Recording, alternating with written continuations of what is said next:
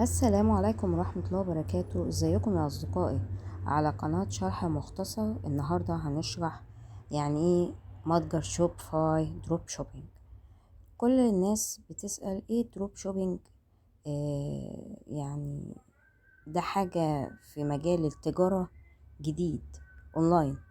فالموضوع ببساطة ان انت بتختار منتج من المنتجات وبتعمل على الموقع موقع خاص بيك، وبيتم بتختار المتجر، وبتاخد من المورد اللي هو علي اكسبريس، وبتاخد هامش ربح بعد كده لما حد يشتري المنتج. طيب، تعالوا نشوف تعريف الدروب شوبينج للمبتدئين خالص اللي هم لسه بيبتدوا الموضوع. طيب، دروب شوبينج عبارة عن الزبون بيقوم بشراء من الموقع، والموقع يقوم بشراء من المورد، والمورد ده اللي هو علي اكسبريس. في موقع قدامنا اسمه ماجيك. موقع ده من المواقع الناجحة، بيبيع البضاعة مثلا ب33 دولار، وهو على علي اكسبريس 12 دولار، فإذا مكسبه 22 دولار في القطعة الأكسسوارز اللي قدامنا. طيب، في حاجة مثال تاني، في موقع محجبات بيبيع عليه حجاب، فبيبيع الحجاب الواحد ب39 دولار، وعلى موقع علي اكسبريس قدامنا بيبيعه ب4 دولار. إذا هو حقق ربح 35 دولار في المنتج الواحد بدون أي مجهود آليا. طيب، دروب شوبينج ده بتحط موقع المنتج على موقعك برسم طبعا البيع اللي انت بتبيع بيه، وبتشتريها من المورد وبترسلها للزبون وبتحتفظ بهامش الربح. طبعا في يعني مزايا للدروب شوبينج وفي مشاكل. اول ميزه للدروب شوبينج ان انت بتبتدي براس مال قليل قوي، مش كتير، ومن السهل ان انت تبتدي ان انت تجاره، وفي مرونه في العمل، ومجموعه واسعه من المنتجات للبيع وسهوله التوسع. في مشاكل بقى دروب شوبينج، ان في منافسه، لان طبعا الموضوع الناس بدات تشتغل فيه ويعرفوه. في تعقيدات شويه في الشحن، لكن في اماكن الشحن ليها سهل جدا. في اخطاء للمورد، يعني ممكن يبعت مثلا قطع او يغلط في سايز او في مقاس او whatever المشاكل. لكن الموضوع مش محتاج غير جهاز كمبيوتر، و الموضوع سهل. انواع متاجر الدروب شوبينج، في حاجه اسمها متجر متخصص في منتج واحد، يعني في متجر عام وفي متجر المنتج الواحد. طيب، المتجر العام ده بيبيع كل المنتجات الرابحة زي ما شايفين قدامنا على موقع اسمه انسباير ابليفت.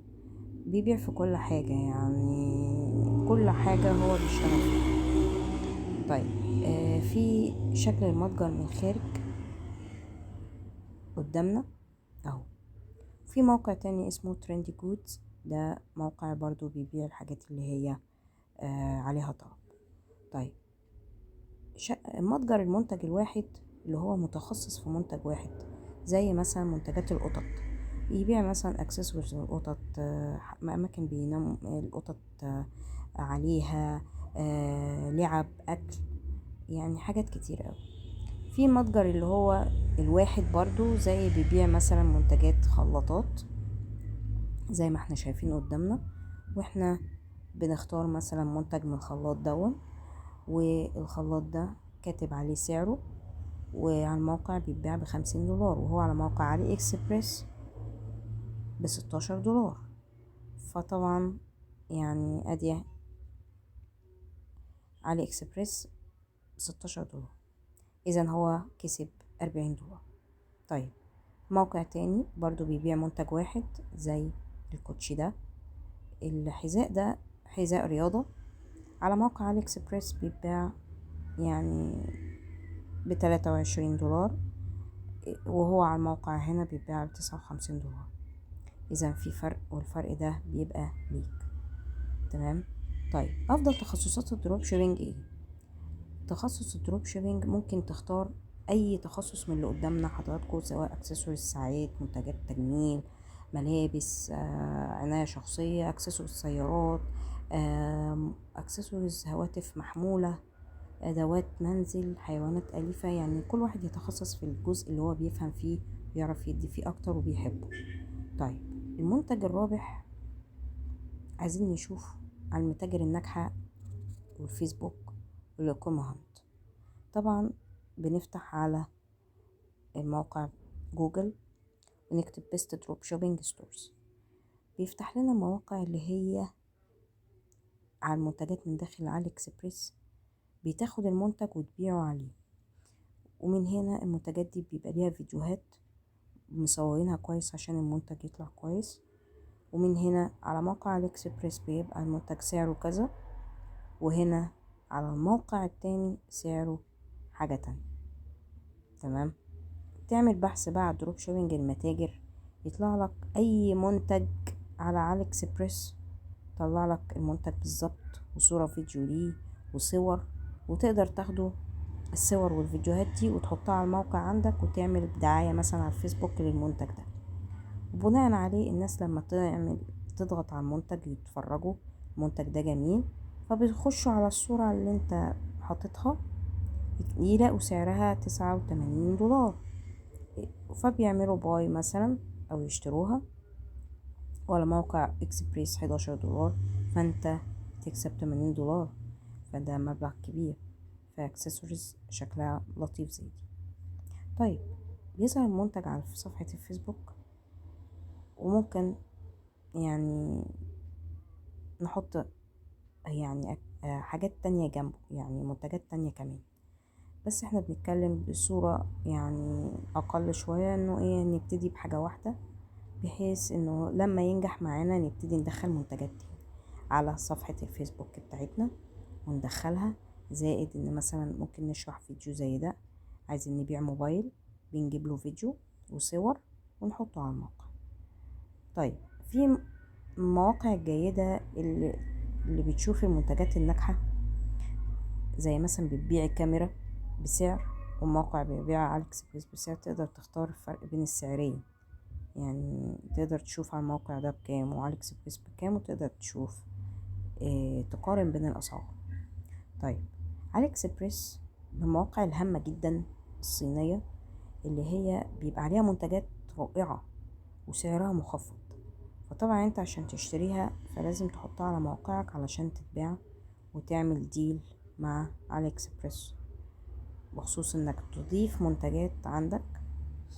وفي موقع اسمه ايكوموهانت، ده كل يوم يعني بيعرف يعمل لك زي نظام تحليل لأفضل المنتجات الجديدة كل يوم. طيب الأسئلة الشائعة ايه بقى عن الدروب شوبينج؟ ليه الزبون ما بيروحش يشتري من علي اكسبريس؟ والميزانية اللي انا احتاجها عشان ابدأ؟ وايه الضروري ان اقوم بتسجيل شركة قبل ابدأ؟ طيب لما ليه ما تشتريش من موقع علي اكسبريس؟ لانه ربما المشتري ما يعرفش موقع علي اكسبريس لانه موقع صيني. ثانيا الميزانية اللي ممكن تبتدي بيها وتقدر تعمل اعلانات عن المنتج على الفيسبوك او جوجل ممكن 100 دولار تقريبا. الإجابة ممكن لأ، لو مبتدئ مش لازم تعمل شركة. ممكن لو ربحك جيد ومبيعاتك كتيرة ممكن تحتاج عمل شركة قدام، لكن مش دلوقتي، يعني مش أول حاجة تعملها شركة. طيب الخطوة الأولى لازم نختار المورد الجيد من علي اكسبريس. يعني مش أي مورد، لازم نعرف نبص عليه منتجاته والريت عنده بيورد لمين، وعلى موقع اكسبريس نظام المورد ده.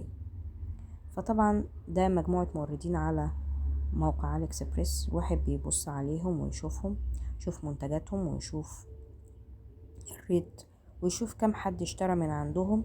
زي مثلا موقع المجوهرات اللي احنا شايفينه ده، او ساعات، ده موقع ساعات قدامنا بيعرض ساعات.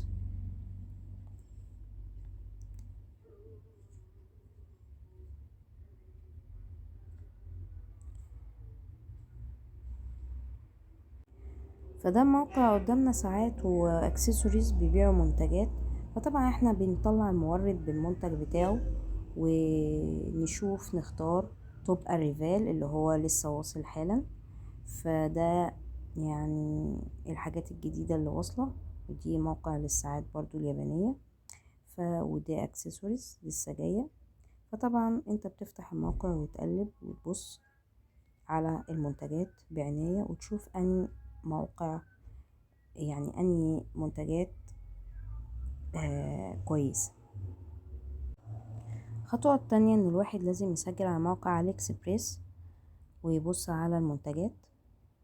يتم التسجيل على موقع علي اكسبريس طبعا بالاسم والميل وكلمة سر مكونة من حروف وارقام. بعد كده يديك 4 ارقام بتفعل الموقع، وبعد كده بتاخد رسالة تأكيد على الموقع البريد الإلكتروني بيقولك إن أنت سجلت، وتكتب ال4 أرقام على الموقع الإكسبريس. بيتم طبعا تغيير العملة والدولة، وتخش تسجل على موقع الإكسبريس. طيب تمام. الخطوة التانية إن احنا بنعمل بقى متجر ونصمم شعار.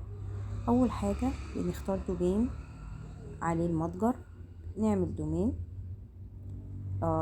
اسم مثلا حاجة دوت كوم.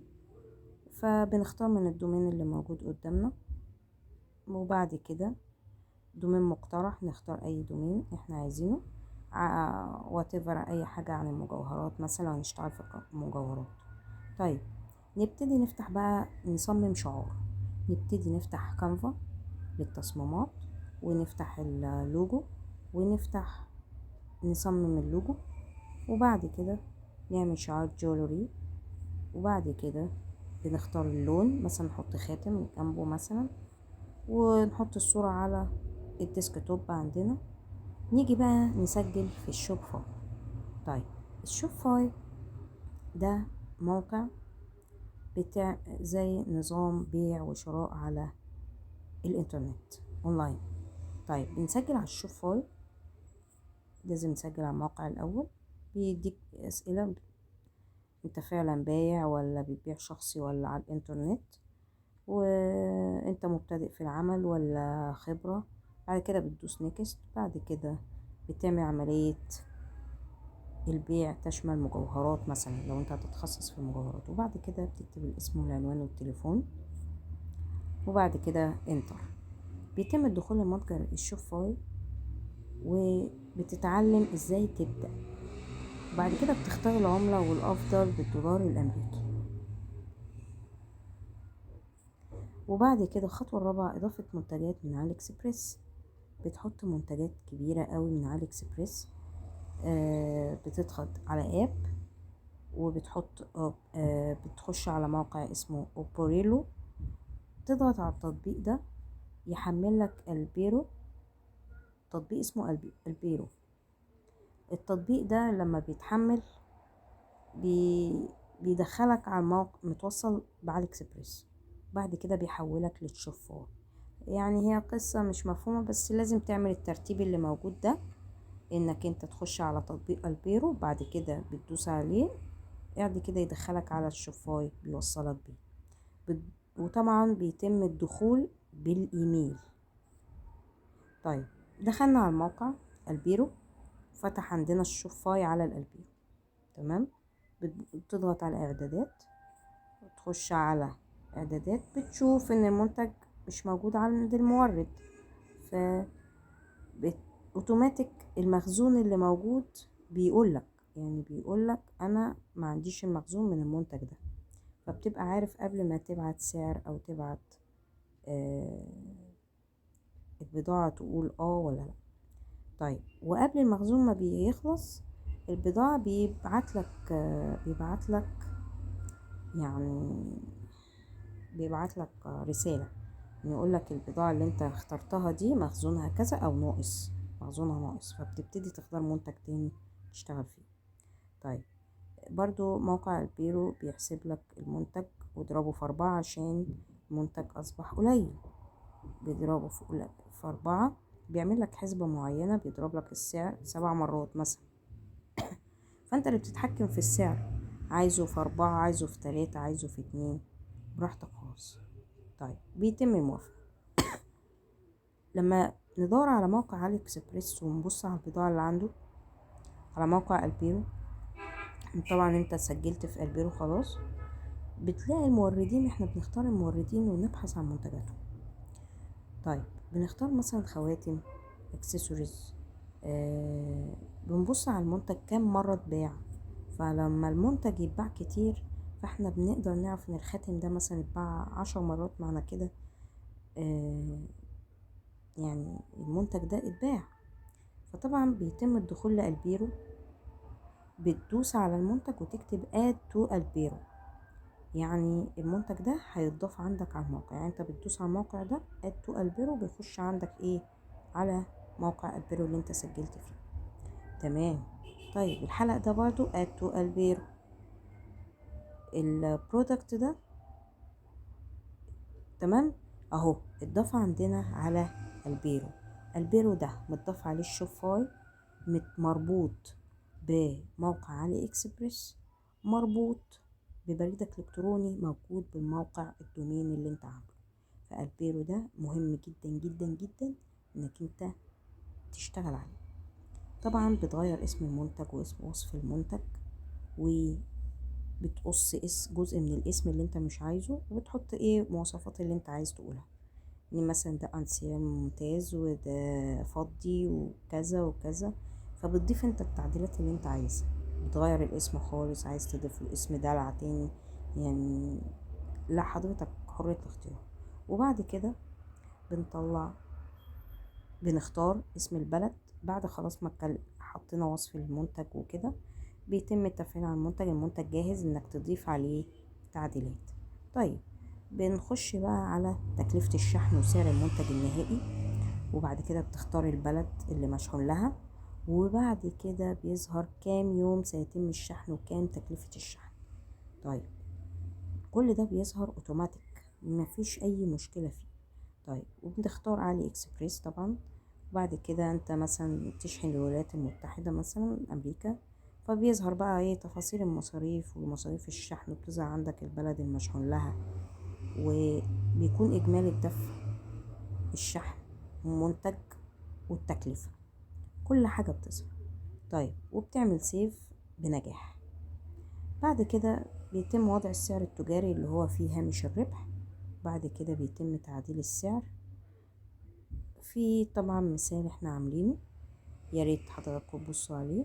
اول مثال ان احنا مثلا اخترنا الانسيال دون، وكتبنا صورة المنتج اهي، وكتبنا مواصفات المنتج هنا، وادينا له اسم، واخترنا له وصف، وبعد كده عملنا سيف للمنتج.